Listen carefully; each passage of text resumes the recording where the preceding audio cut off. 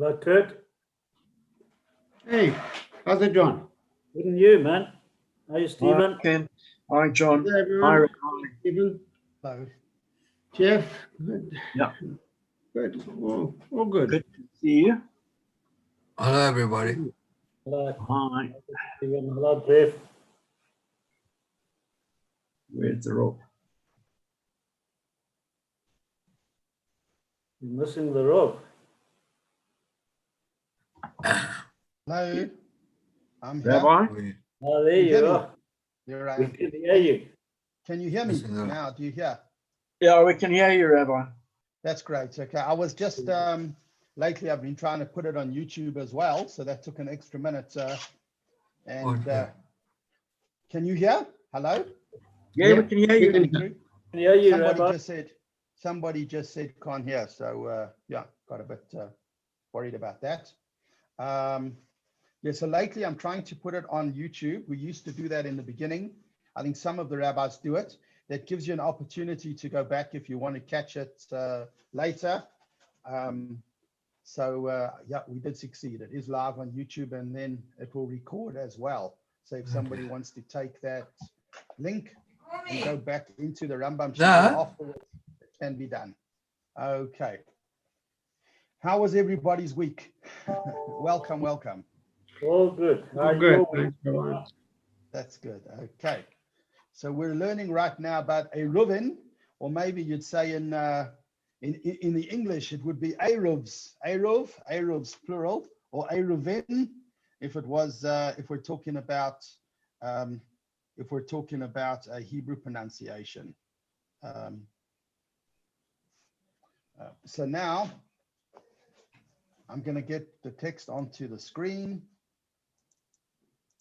Can you see that? Yes. Is that text coming through? Yes. Perfect. Okay. So we have a challenge over here that we're dealing with the less practical elements of halacha, the concept of Techum Shabbos, which is the Shabbos limits. And, you know, this is something a lot of us wouldn't be familiar with, because even people that have observed Shabbos for decades, very observant from people, may never have experienced this dilemma, this challenge, because we live in cities that are very well populated these days, and even the outskirts. You know, now it's holiday time. People may be getting ready to drive to Durban or Cape Town or wherever else they're going. Even the outskirts of our cities are well inhabited. There really aren't long patches of land where there's literally no human habitation. And therefore that negates the challenge of a particular law called Tchum Shabbos, the Shabbos limits. The Shabbos limits is a law based on how far a person can travel. And obviously, if we're talking about Shabbos, we mean travel by foot, which the bulk of travel was by foot once upon a time. How far can one travel on Shabbos by foot? We would have thought as far as you like. Not really. You know, there are people that sometimes for a simcha, a bar mitzvah, or a ufrof, or you want to attend something in another shul, there are people who've done very brave walks of 10, 12, 15 Ks. I enjoy walking long distances, especially for a simcha. If the weather's good, it's lovely.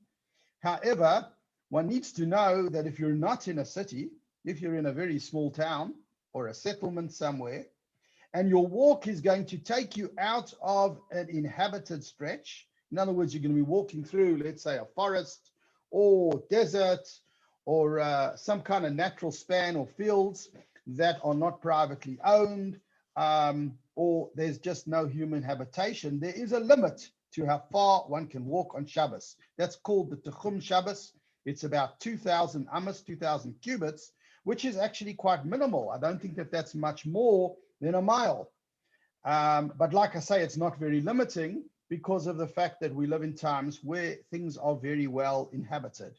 And this affected people who were traveling and they were on their way. And what would happen if they needed to move along on Shabbos by foot, but let's say they had a limitation, it's a radius in any direction. You could draw a circle around what we'd call the Mokem Shvisa, the place of Shabbos rest.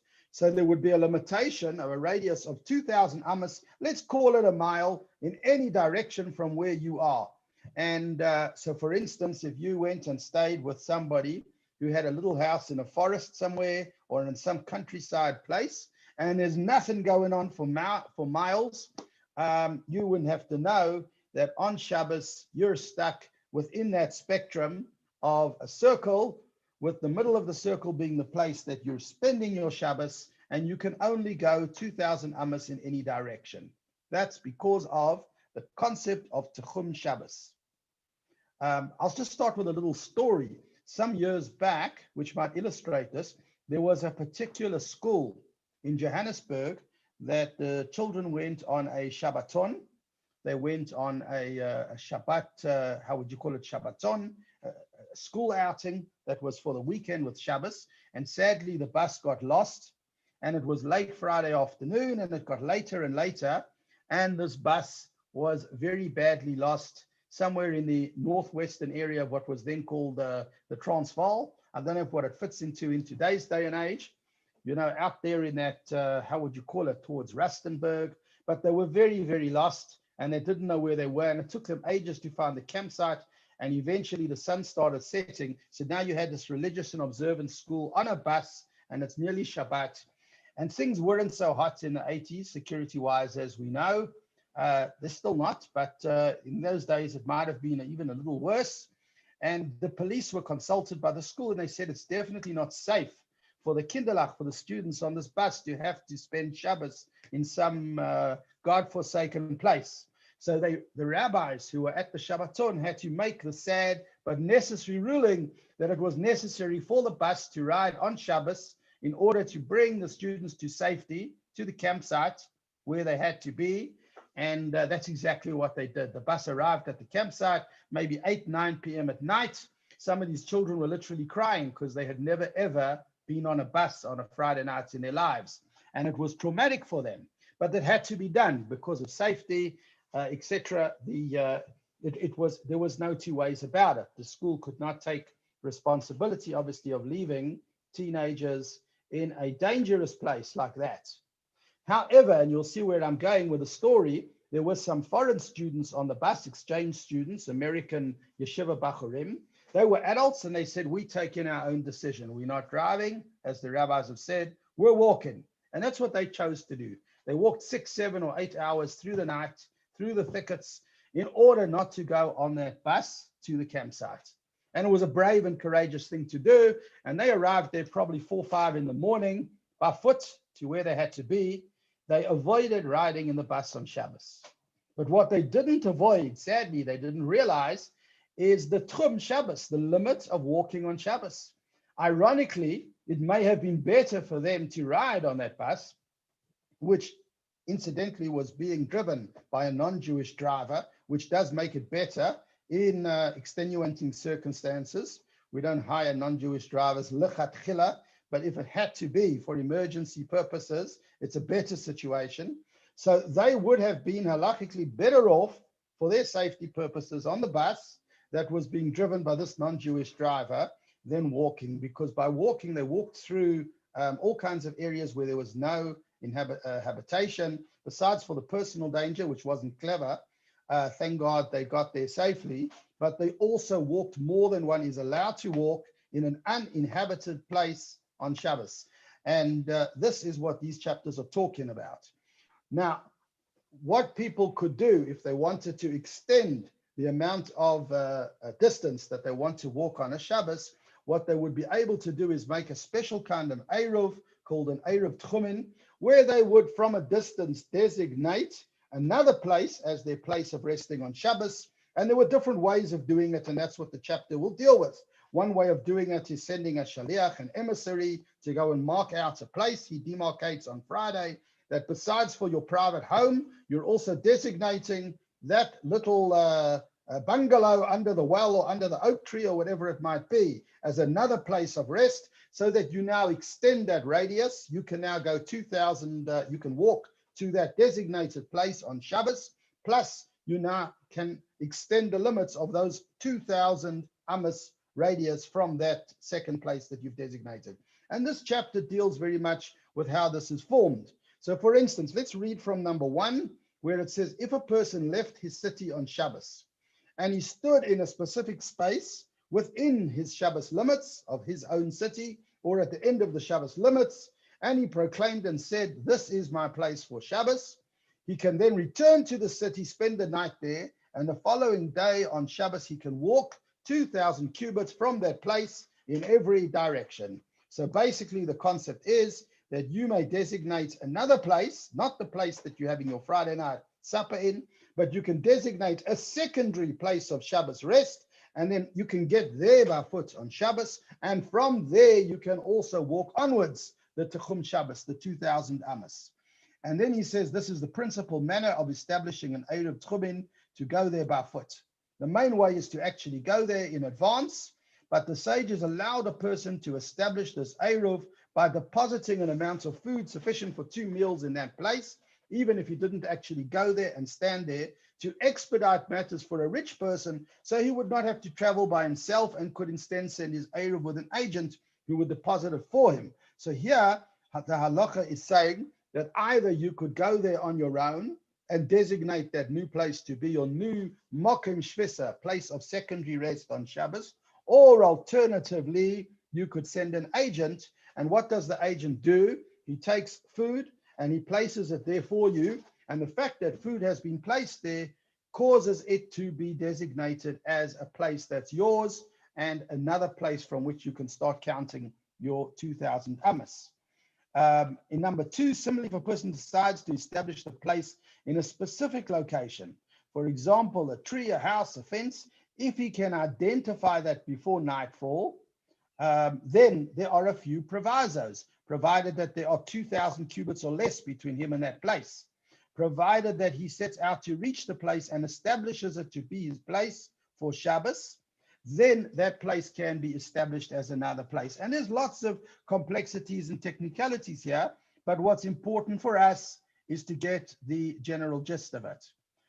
Then the following day, he could proceed to the desired location, and from there, he's allowed to continue 2,000 cubits in all directions. Moreover, this law applies even if he did not actually reach the place, but instead a friend had him turn back and spend the night at his home, or he decided to turn back or was prevented from going there by other factors. The rationale being that since he made a resolve to establish the location as his place for Shabbos and set out for the purpose, it's considered as if he stood there or deposited his Eruv there. So let's just clarify that. The idea is that we want a person to go to the place and designate it. But even if he doesn't reach there, the halacha still considers it as if he did, because his intention was to get there and he knew where he was going. So if he's going to an unknown place, if he's choosing a place, you know, like the more casual kind of people that like set out and look for somewhere interesting to go, that doesn't work. But if he knows where he's going and he starts out on the trip and somehow he has to come back, I guess it didn't happen in those days, but he got a WhatsApp message that said, hey, you have got to go back. So if that's what happened, it's still as though that place is designated as his Makom Shvita, Mokom Shvisa. I'm using the different pronunciations that we're all used to, his place of rest, and it does happen. Number 3, where does it apply? To a poor person, for we do not burden him with the obligation of depositing an Eruv. So it's interesting. Here you see halacha giving leniency for people based on their means. You know, it's quite interesting that if a person has means, he's expected to deposit food there. If a person's not blessed with means, we don't want to so-called burden him, that it's hard enough that he hasn't got enough food at home. We're going to make him go and put food somewhere else. So for a poor person, we don't burden him with the obligation of depositing the Eruv, or a person who's in a distant place, a person who's traveling, he's not near his home, he's just trying to work things out. Then we have a few leniencies.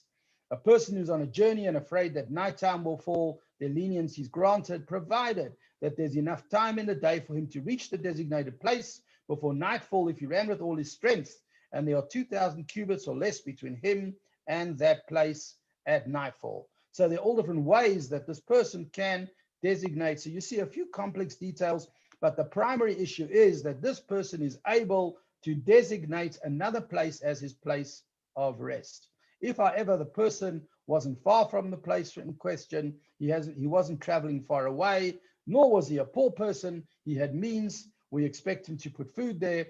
Or if there wasn't enough time in the day for him to reach this designated place before nightfall, even if he ran with all his strength, all different things that would disqualify the designation of that place, or if there were more than 2,000 cubits between him and that place when Shabbos came in at nightfall, and he did not specify the location he intended as his place for Shabbos, then he is not able to designate the distant location as his place for Shabbos. Instead, he is granted no more than 2,000 cubits in all directions from the place which he is standing at nightfall. Sounds very, very technical. In fact, that almost sounded like the small writing at the bottom of an insurance form, or they say, don't sweat the small stuff. Don't worry about the small details.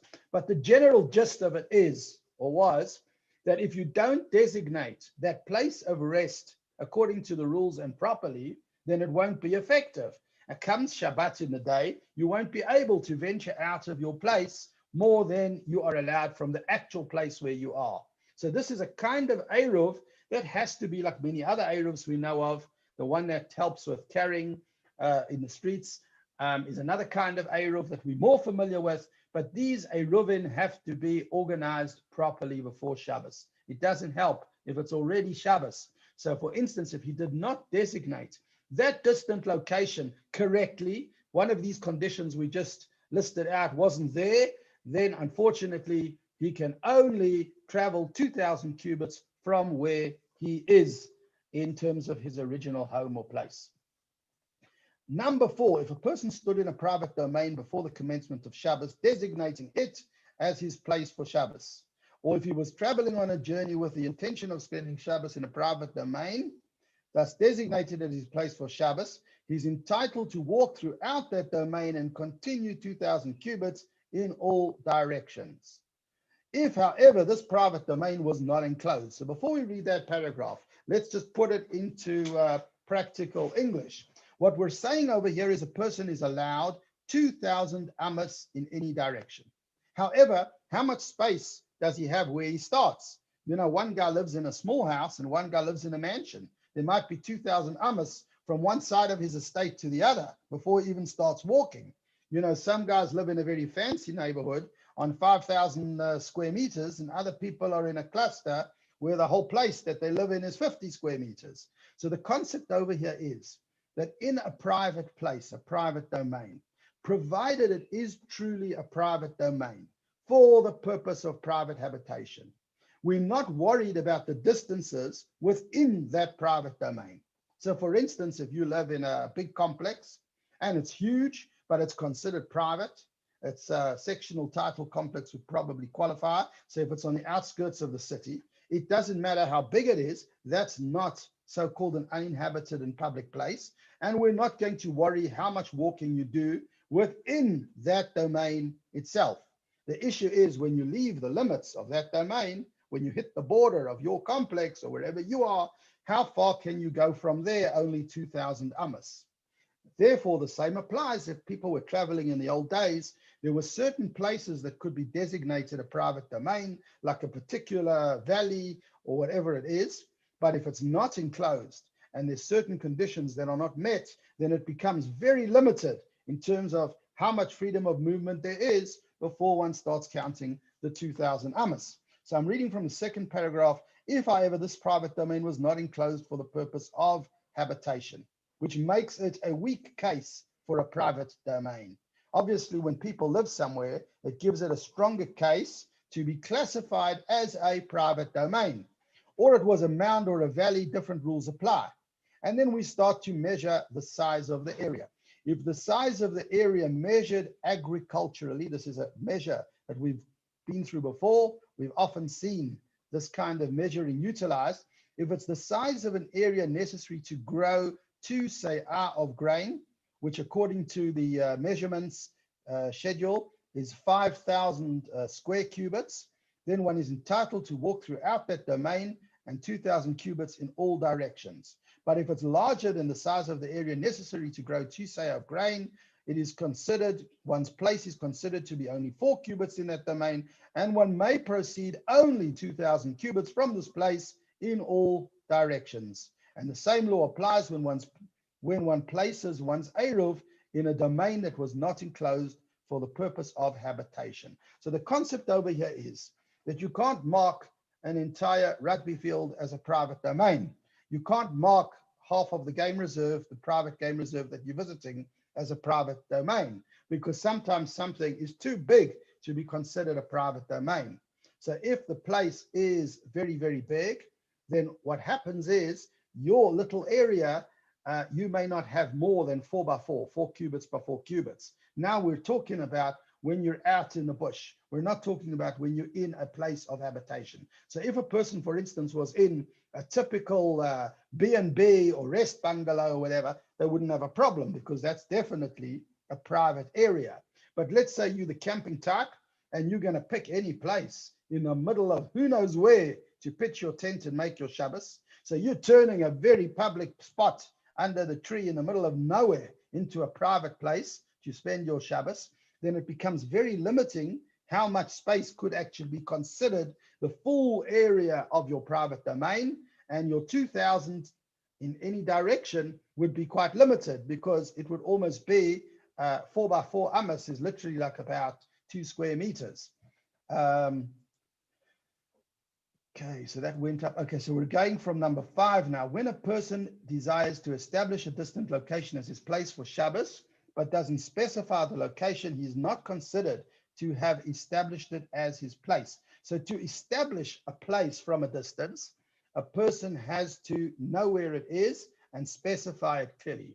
What is implied? If a person was traveling on a journey and declared, I will spend the Shabbos in such and such a place, or in such and such a field or valley, or 1,000 cubits or 2,000 cubits away from where I am, he has not established the distant location as his makom shvisa, place for Shabbos. Instead, he is entitled to proceed only 2,000 cubits in all directions from the place where he's standing at nightfall. In simpler English, what we're saying is that if you want to designate a particular place as your place of rest for Shabbos, but remotely from where you are, you have to have a way of defining it precisely, which, by the way, would be easier in today's day and age because of our technology. You can mark places. But in those days, it wasn't as easy. And if the way that you specify it is too ambiguous, then it doesn't work. Like, you know, you can't exactly say, like the people that give directions and then whoever they give it to gets lost. You can't exactly say sort of there, either on the right or the left, sort of maybe there. It's got to be precise. It has to be that you are able to mark within, well, not a pin drop, but about 4 square meters. You have to be able to say, I'm talking about the spot that is just under the entrance to the cave, where there's an oak tree, and right underneath the fixed branches of that, which is exactly that amount of space. And as he'll explain in Halacha 6, if you can't allocate it down to that 4 by 4 area, then you haven't allocated anything, because there are more than one places that it could be. So the following rule applies. If a person says, I'll spend Shabbos under this and this tree, or under that and that rock, if there are 8 cubits or more under the tree or the rock, the person has not established that location as his place for Shabbos, because he did not specify an exact location. For were he to spend the Shabbos in a particular 4 cubits, he could be in error, lest the other 4 cubits are the ones defined as his Shabbos place. So if the place that he has managed to define is 8 square cubits, it could be that the 4 that he's designated are the wrong 4. It's not close enough, it's not accurate enough. Therefore, if it is necessary, Halacha 7, Zayin, for a person to have the intent of establishing a specific portion of the space at the tree's base, he would have to get more specific and say, I mean the part of area just under the tree's base, or the southern side or the northern side, because he needs to get in his defining a place.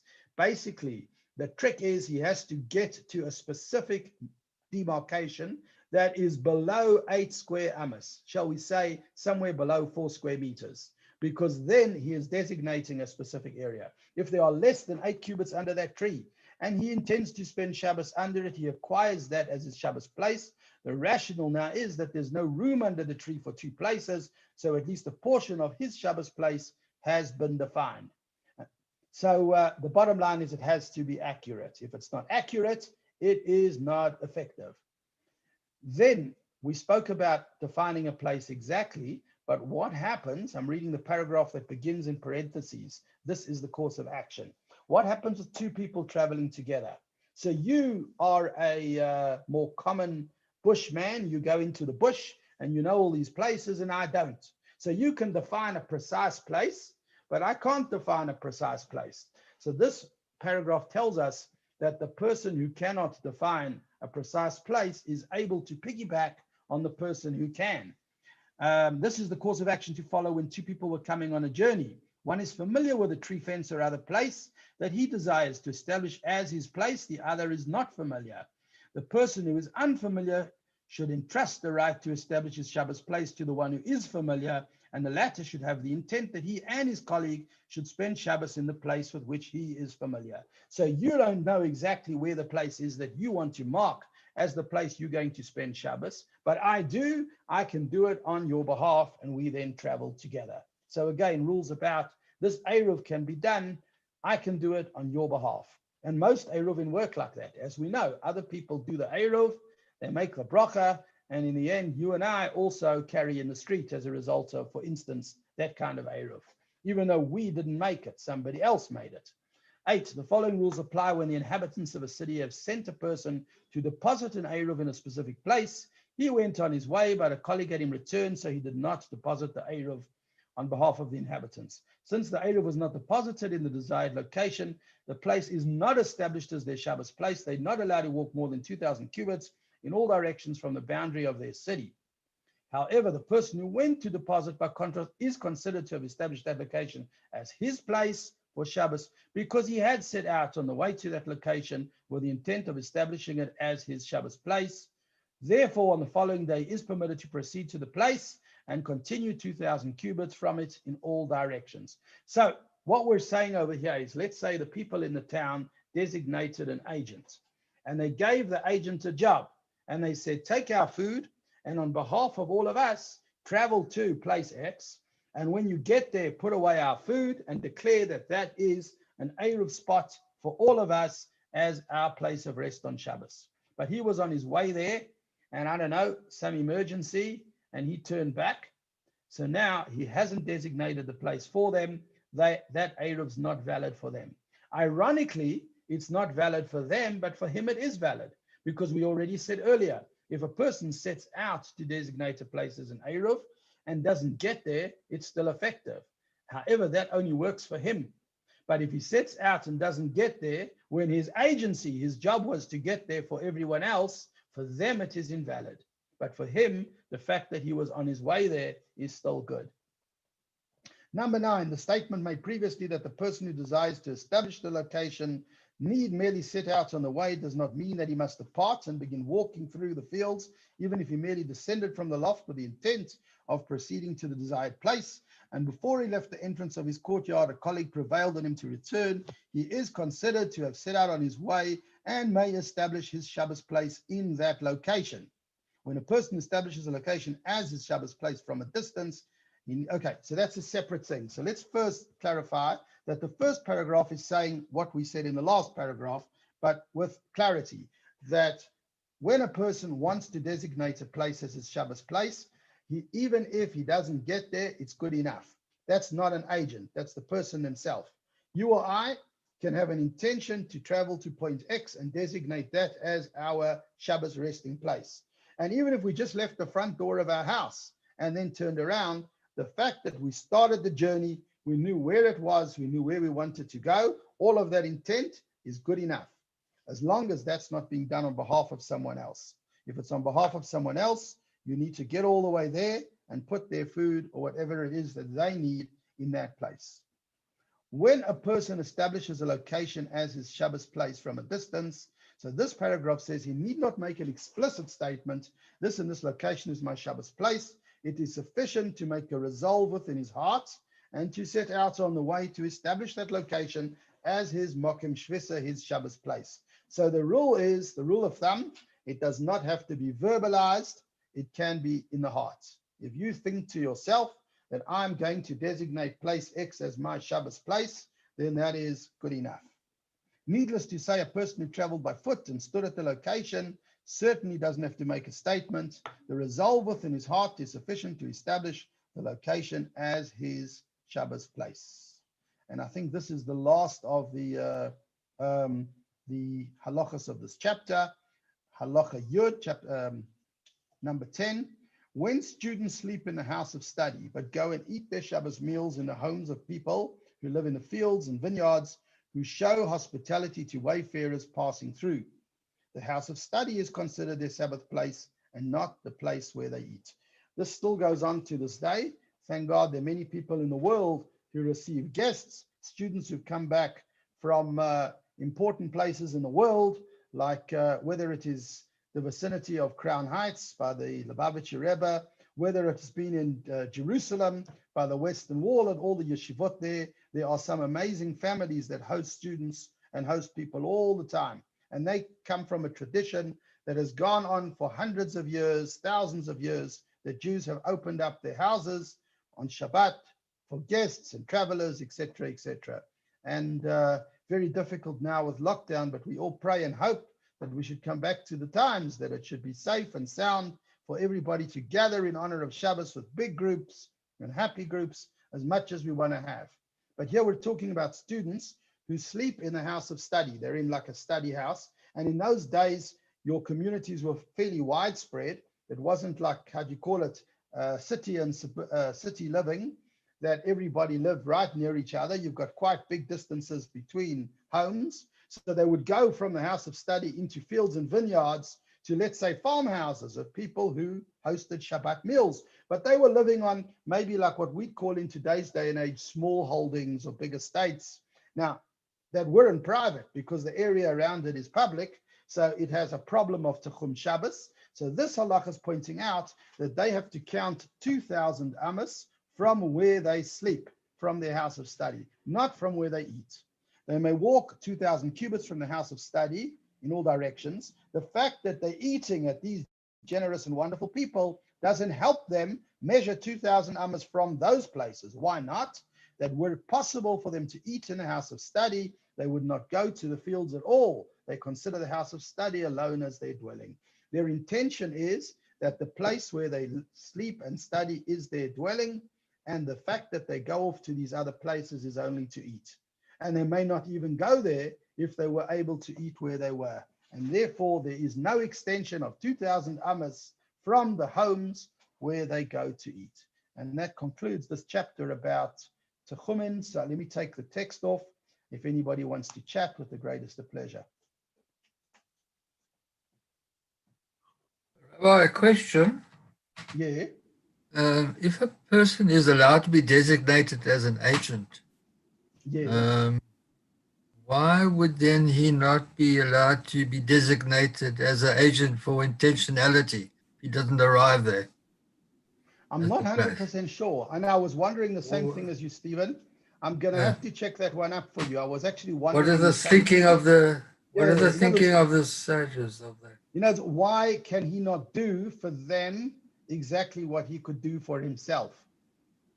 I think, you know, one's got too much of a double up because intention is very specific. I'm just guessing now to a person, you know.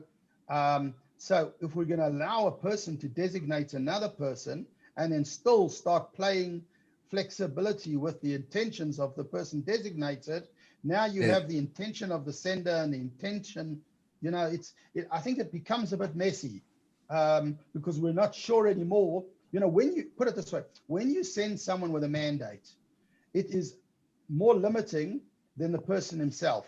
Give you an example. If you send me to a meeting, even a business meeting, and you give me permission to act for you, and then there are questions that crop up, issues arise that we never expected. I now have to consult you again. I can't start making decisions because you may have only given me a power of attorney regarding what you understood the situation to be.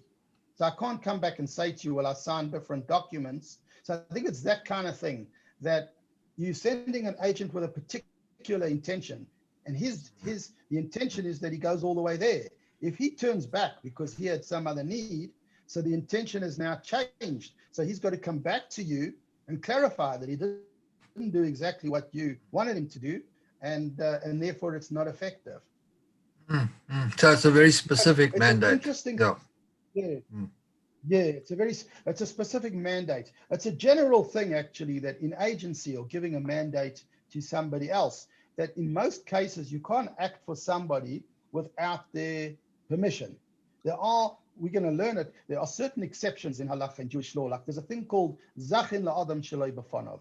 You can so-called merit for somebody. You can cause him to profit or to gain even without his permission in certain circumstances. Somebody gives you a gift, I can receive it from them on your behalf because I'm entitled to assume that that's what you would want me to do.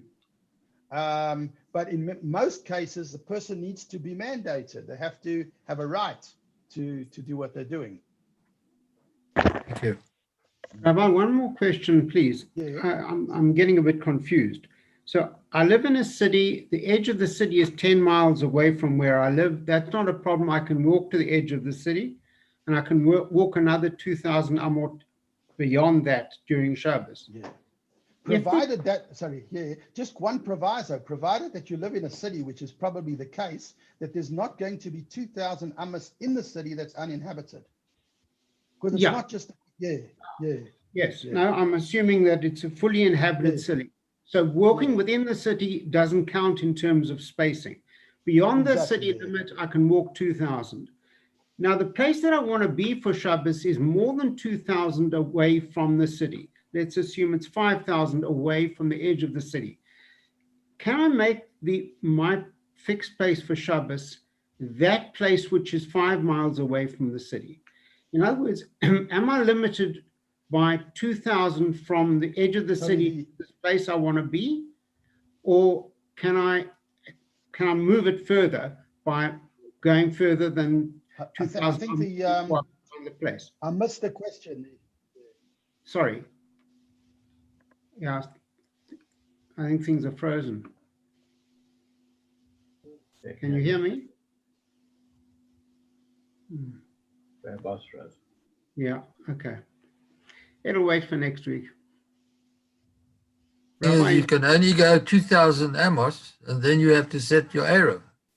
Yeah, but I want to actually set my Shabbos point at more than 2,000. That's why otherwise I don't need to do it. If the place I really want to be for Shabbos is less than 2,000 away from the city, then I don't need to set it. I don't need to do anything because I can walk there. Rabbi, can you hear us? Huh? Sorry? Say, Jeff? I'm asking the rabbi if you can hear us. Oh, yeah. Otherwise, I assume you have to go to that place before Shabbos and stay there for the whole of Shabbos. That could be. There is. That's the other possibility. Yeah. Sorry, Kent. I think I was knocked out somehow by either the internet or. So I missed your question. I couldn't hear you, and then I was gone. Yeah. Let me try put it quickly. So I can walk within the city limits is no problem. I can go 2,000 beyond that. Now, the place I actually want to be for Shabbos is actually 5,000 amot beyond the city. Can I make that as my place, which means that I can walk on Shabbos from the city to that further than 2,000 place? And that is that I can do that walk. I can do that walk. And I can, I suppose if I needed to, I could walk 2,000 beyond that, but I've no desire to do that. I just want to be in that one place for Shabbos. Okay, so in that first paragraph, what he said was you can only designate a place that's only 2,000 amos, that's within 2,000 amos from the place where you are. You can't designate a gap of 5,000. Okay. So you can only designate a place that's within 2,000 from where you are. You can't. There cannot be a gap of 5,000 between one place and another. Two designated places. The ability to designate is only up to 2,000. So I would put my food at the city limit to be able to walk 2,000 beyond that. Yes. So basically, no. You could designate, I think, 2,000 from the city limit. Yeah, that's what I mean. But not more than. I think you mentioned 5,000 from the city limit. I think your maximum would be 2,000 from the city limit. Okay. Having said that, I wanted to say before we got cut off that if it's inhabited land and there's no gap bigger than 2,000 amas in uninhabited land, uninhabited public land, then you have no Techum Shabbos. If you've got houses all the way from Cape Town to Johannesburg and there's no gap of so-called uninhabited area, and uninhabited means no humans living there for a full 2,000 amas, public property, no humans living there, you could then, so in other words, you never have a gap that big, you could probably cross the country if it was physically possible. The issue of Techum is traveling through uninhabited land, 2,000 amas and more.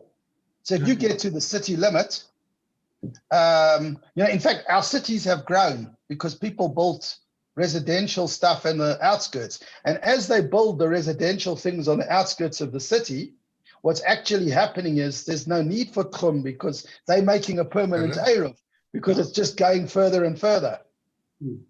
Okay, thank you. I understand now. Yeah. Sorry, a quick question.